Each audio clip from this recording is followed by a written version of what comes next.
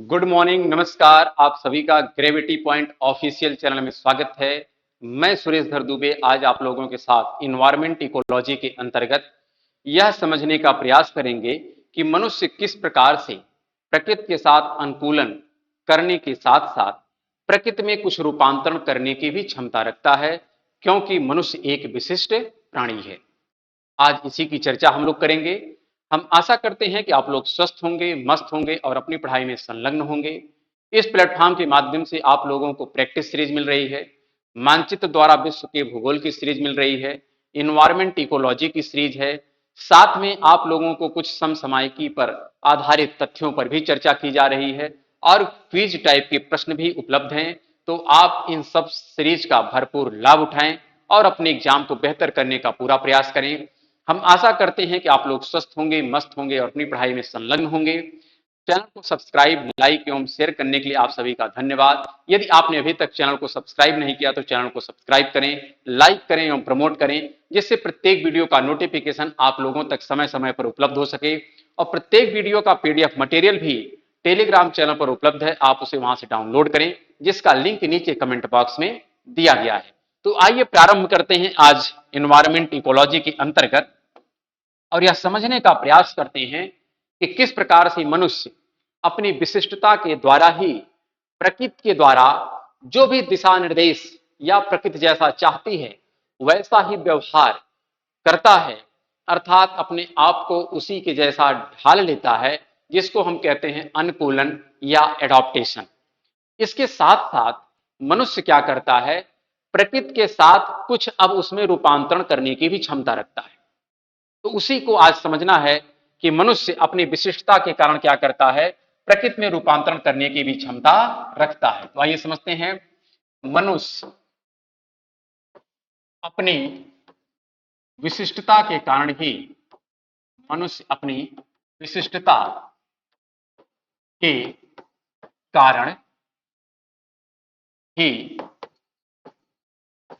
प्रकृति के साथ अनुकूलन करने के साथ साथ समायोजन, क्या समायोजन अर्थात रूपांतरण करने की भी क्षमता रखता है। अर्थात रूपांतरण, यहां पर रूपांतरण करने की भी क्षमता रखता है। तो यहां पर अब समझना है कि जो यह रूपांतरण करता है प्रकृति के साथ, ये कैसे करता है और कितने प्रकार से करता है, इसी को हमको समझना है कि मनुष्य के द्वारा प्रकृति में किए गए रूपांतरण कितने प्रकार से होते हैं। तो यहां पर हमको एक एक तथ्य बहुत बारीकी से समझना है, क्योंकि प्रश्न कहीं से भी किसी भी रूप में हमसे पूछा जा सकता है। ऐसा नहीं समझना है कि हम सिद्धांत पढ़ रहे हैं। भाई इन्वायरमेंट इकोलॉजी पढ़ना ही है तो थोड़ा सा दो चार क्लास ऐतिहासिक बैकग्राउंड को भी पढ़ लिया जाए, क्योंकि यदि इसको हम पढ़ लेंगे तो इतना यकीन करिएगा, भविष्य में चाहे किसी भी प्रकार का एग्जाम आपको देना पड़े, आप प्रत्येक एग्जाम में इन्वायरमेंट इकोलॉजी से कभी भी कोई प्रश्न गलत नहीं करेंगे, ये मेरा वादा है। इसलिए आपको बहुत धैर्यपूर्वक और सहजता पूर्वक इस टॉपिक को समझना है। यह बैकग्राउंड है, यदि आप इसको समझ ले गए तो शेष जो इन्वायरमेंट इकोलॉजी है यह आपको बहुत सहजता से समझ में आ जाएगा। यहां पर अब हम समझते हैं कि जो रूपांतरण है यह कितने स्तर पर होता है। तो मनुष्य के द्वारा प्रकृति में किया गया रूपांतरण, मनुष्य द्वारा प्रकृति में किया गया रूपांतरण, क्या रूपांतरण, ये जो रूपांतरण है ये कितने स्तर पर होता है ये हमको समझना है, क्योंकि प्रश्न यहां से पूछा जाता है। तो मनुष्य प्रकृति में कितने स्तर पर रूपांतरण करता है। सबसे पहला रूपांतरण होता है जिसको कहते हैं संरचनात्मक रूपांतरण। क्या कहते हैं, संरचनात्मक रूपांतरण। दूसरा रूपांतरण होता है जिसको कहते हैं निम्नीकृत रूपांतरण, निम्नीकृत रूपांतरण। तीसरा रूपांतरण होता है जिसको कहते हैं ह्रास पर आधारित रूपांतरण। और जो चौथा रूपांतरण होता है इसको कहते हैं संरक्षी रूपांतरण। क्या कहते हैं? संरक्षी रूपांतरण। तो यहीं पर आपको संक्षेप में हम पहले यह बता देते हैं कि हमने जब प्रारंभ किया था अपना सैद्धांतिक पक्ष, तो वहां पर यह डिस्कशन किया था कि सबसे पहला होता है निश्चयवाद, उसके पश्चात होता है संभववाद। तो यहां पर निश्चयवाद और संभववाद के मध्य में एक ट्रांजिशन फेज होता है। कौन सा फेज होता है? ट्रांजिशन फेज होता है। और वही ट्रांजिशन फेज हमारा कहलाता है समायोजन। क्या कहलाता है? समायोजन। तो जो संरचनात्मक रूपांतरण है यही दूसरे दृष्टिकोण से समायोजन कहलाता है। क्या कहलाता है? यही समायोजन कहलाता है। कैसे कहलाता है इसको हम समझेंगे। अर्थात इसी को कहते हैं एडजस्टमेंट। क्या कहते हैं? एडजस्टमेंट। तो आपको ध्यान रखना है समायोजन को ही हम कहते हैं एडजस्टमेंट।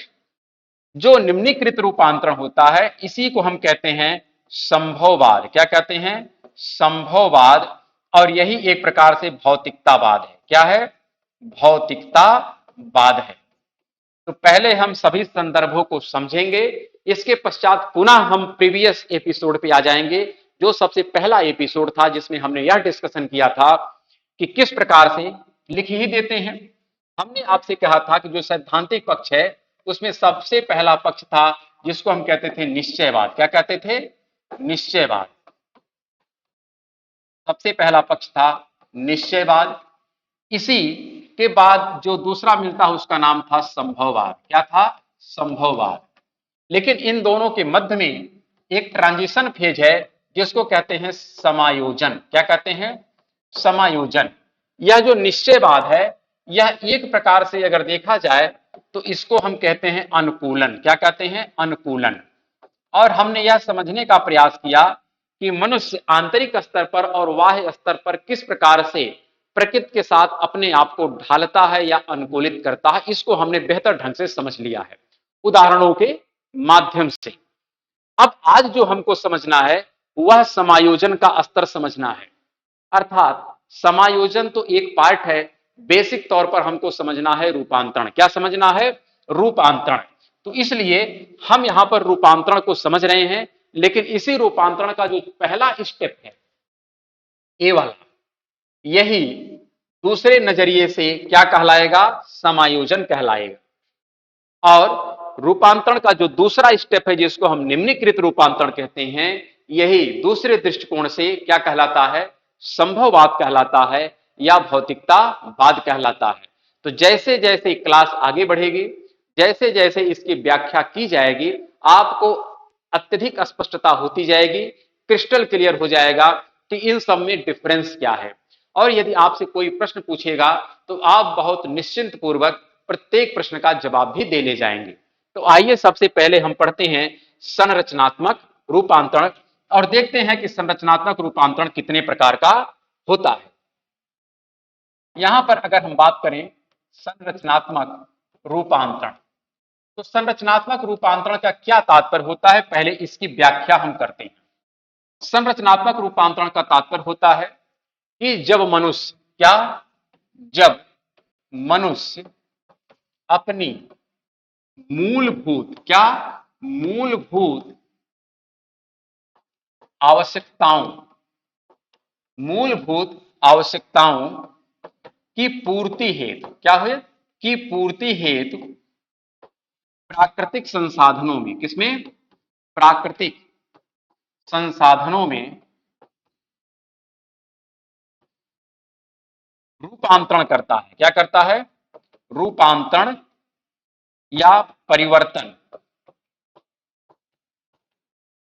करता है, तो उसे क्या कहते हैं? संरचनात्मक रूपांतरण कहते हैं। क्या कहते हैं? संरचनात्मक रूपांतरण कहते हैं। यह आपको परिभाषा स्पष्ट होनी चाहिए कि जब मनुष्य अपनी मूलभूत आवश्यकताओं की पूर्ति के लिए प्राकृतिक संसाधनों के साथ छेड़छाड़ करता है, या उसमें कुछ परिवर्तन करता है तो उसी को हम क्या कहते हैं, उसी को कहते हैं संरचनात्मक रूपांतर। तो यहां पर अब हमको अर्थ स्पष्ट होना चाहिए कि मूलभूत आवश्यकता हम किसे कहते हैं। यह तो पहले स्पष्ट हो कि मूलभूत आवश्यकता हम किसे कहते हैं। तो मूलभूत आवश्यकता को परिभाषित करने के लिए हमको स्पष्ट होना चाहिए कि मूलभूत आवश्यकताएं जो होती हैं यह किस पर निर्भर करती हैं। तो जो मूलभूत आवश्यकताएं होती हैं यह किस पर निर्भर करती हैं, तो ध्यान रखिएगा, यह समय, स्थान, बेसिक, समय के ऊपर और स्थान, साथ में यह भी होता है कि किस क्षेत्र से संबंध रखती हैं। तो यहां पर हम कह सकते हैं क्षेत्र, अर्थात प्रत्येक सेक्टर, स्थान और समय के साथ मूलभूत आवश्यकताएं अलग अलग होती हैं।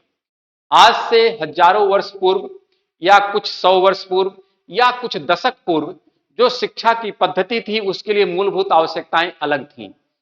आज के क्लास के लिए मूलभूत आवश्यकताएं अलग हैं। आप स्वतः समझ सकते हैं, इसमें कोई बहुत ऐसी समस्या नहीं जो आप ना समझ पाए।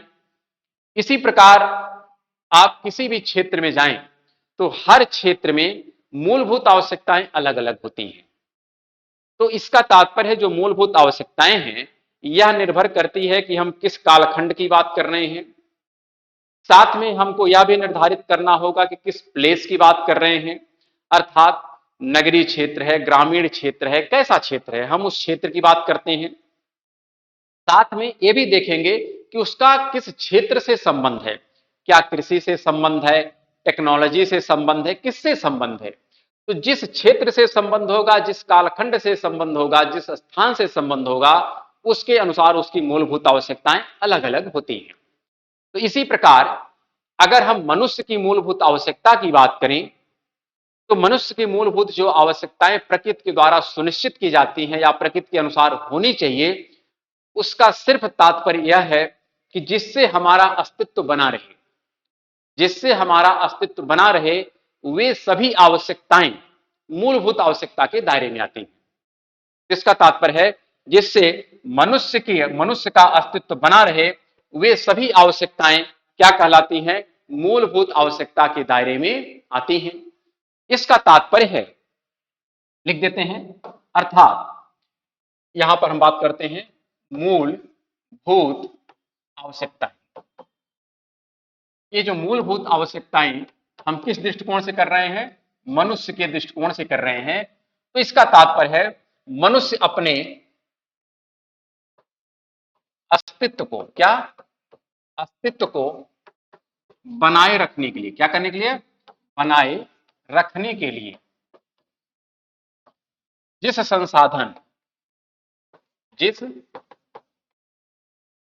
संसाधन की आवश्यकता महसूस करता है, क्या करता है, महसूस करता है,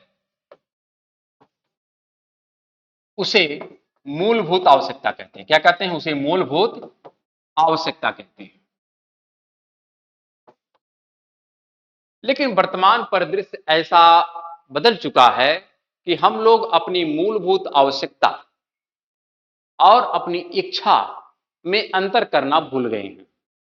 हम लोगों को यह पता ही नहीं है कि यह पर्टिकुलर वस्तु यह मेरी आवश्यकता है या यह मेरी इच्छा है। तो जब मनुष्य अपनी आवश्यकता और इच्छा में अंतर करना भूल जाता है या अंतर करने में असमर्थ हो जाता है तो समस्याएं वहीं प्रारंभ होती हैं।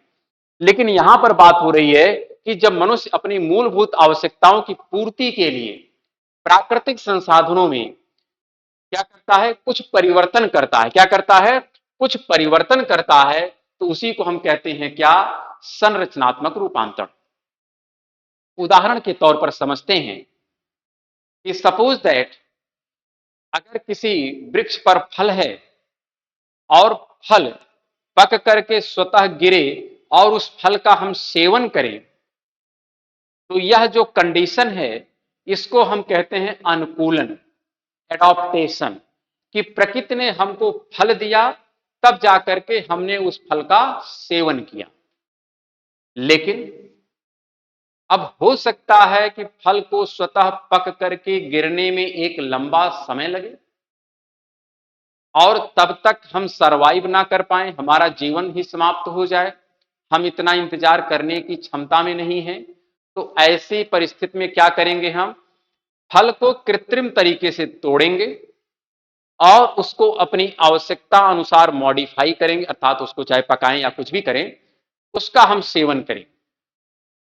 इसका तात्पर्य है हमने प्रकृति में छेड़छाड़ किया, प्रकृति के नियम कानून के साथ हमने कुछ छेड़छाड़ किया, लेकिन यह हमने जो छेड़छाड़ किया सिर्फ और सिर्फ इसलिए किया कि जिससे मेरा अस्तित्व बना रहे।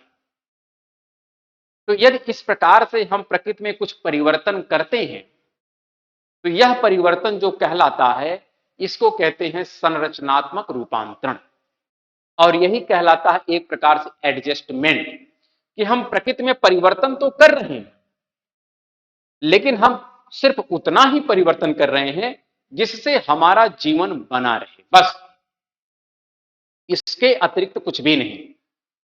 तो अगर यहां तक कार्य हम कर रहे हैं तो यह कंडीशन कहलाती है समायोजन। इसका तात्पर्य है अनुकूलन और समायोजन दोनों साथ साथ चलने वाली प्रक्रियाएं हैं, क्योंकि हम पूरी तरीके से प्रकृति पर आश्रित हैं, ये बातें तो तय हैं, लेकिन हम उसमें चूंकि एक बुद्धिजीवी प्राणी है, क्योंकि मनुष्य क्या है, शारीरिक रूप से, मानसिक रूप से, आनुवांशिक रूप से विशिष्ट है और अपनी इसी विशिष्टता के कारण प्रकृति के साथ अपने आप को ढाल लेता है, लेकिन समय पड़ने पर उसमें कुछ न कुछ परिवर्तन भी कर देता है जिससे हमारा अस्तित्व बना रहे। तो यहां तक की जो कंडीशन है यह निश्चयवाद, और निश्चयवाद से थोड़ा सा आगे जब जाते हैं तो उसी में आ जाता है समायोजन अर्थात रूपांतरण। लेकिन यह रूपांतरण कहीं से भी प्रकृति के अगेंस्ट नहीं है, कहीं से भी प्रकृति के अगेंस्ट नहीं है, बस माइन्यूट डिफरेंस है एडॉप्टेशन और एडजस्टमेंट में। स्पष्ट रखिएगा। जैसे मान लेते हैं हमको किसी ना किसी प्रकार की जलावन की लकड़ी चाहिए जिस पर हम भोजन पका सकें और भोजन को खा सकें, लेकिन जलावन की लकड़ी प्राप्त करने के लिए हमारे पास संसाधन तो ये है कि वृक्ष जब स्वतः सूखता है या उसकी जब कोई टहनी स्वतः सूख जाती है तो उस टहनी को हम प्राप्त करें और उससे जला करके ऊर्जा की प्राप्ति करें। ये तो अनुकूलन हो गया। लेकिन अब कोई वृक्ष की टहनी सूख नहीं रही है और हमको ईंधन की लकड़ी चाहिए, तो हम क्या करेंगे, कृत्रिम तरीके से उस वृक्ष की किसी ना किसी टहनी का कटाव करेंगे और उसको कृत्रिम तरीके से सुखाएंगे और फिर उसको जला करके ऊर्जा की प्राप्ति करेंगे। तो यह जो हमने कृत्रिम तरीके से कुछ परिवर्तन किया यह एडजस्टमेंट कहलाता है। लेकिन यह एडजस्टमेंट या संरचनात्मक रूपांतरण तभी तक है कि हम उस लकड़ी का प्रयोग सिर्फ अपने अस्तित्व को बचाने के लिए कर रहे हैं। किसके लिए कर रहे हैं, अपने अस्तित्व को बचाने के लिए कर रहे हैं। यदि उस लकड़ी का प्रयोग हम अपने अस्तित्व से ऊपर उठ करके, अपनी मूलभूत आवश्यकता से ऊपर उठ करके अपनी इच्छा की पूर्ति में प्रयोग करने लगेंगे तो वही जो कंडीशन होगी उसी को कहेंगे हम लोग निम्नीकृत रूपांतरण। क्या कहेंगे, निम्नीकृत रूपांतरण। अर्थात वर्तमान में हम लोग भूल चुके हैं कि क्या मेरी आवश्यकता है और क्या मेरी इच्छा है। तो आइए उसको भी थोड़ा सा हम यहां पर ब्रीफ में खाली आपके सामने डिस्कस कर लेते हैं कि रूपांतरण का जो दूसरा चरण है जिसको कहते हैं हम लोग निम्नीकृत रूपांतरण। क्या कहते हैं, निम्नीकृत रूपांतरण। तो निम्नीकृत रूपांतरण का तात्पर्य होता है कि जब मनुष्य अपनी इच्छाओं, क्या इच्छाओं की पूर्ति हेतु, क्या इच्छाओं की पूर्ति हेतु, यहां पर हाँ, इच्छाओं की पूर्ति हेतु प्राकृतिक, क्या प्राकृतिक संसाधनों का, किसका, प्राकृतिक संसाधनों का अविवेकपूर्ण तरीके से, क्या अविवेकपूर्ण तरीके से दोहन प्रारंभ कर देता है, तरीके से दोहन प्रारंभ कर देता है, तो उसे क्या कहते हैं? निम्नीकृत रूपांतरण कहते हैं। अर्थात जब तक मेरी आवश्यकता की पूर्ति की बात थी तो वह तो हमारा समायोजन होता है कि हमने प्रकृति में बस उतना ही परिवर्तन किया जिससे मेरा अस्तित्व बना रहे।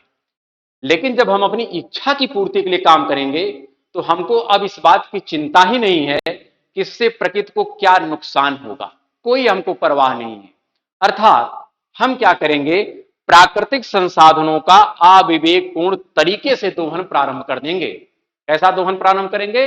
अविवेकपूर्ण तरीके से दोहन प्रारंभ कर देंगे, और यही जो रूपांतरण है इसी को कहते हैं निम्नीकृत रूपांतरण। तो हमको अब यह समझना है कि जब हम किसी प्राकृतिक संसाधन का अविवेकपूर्ण तरीके से दोहन प्रारंभ करते हैं तो किस प्रकार की समस्याएं उत्पन्न होती हैं। और इसी समस्या को समझने के लिए हम लोग मिलेंगे अब कल के क्लास में। तब तक के लिए नमस्कार, धन्यवाद।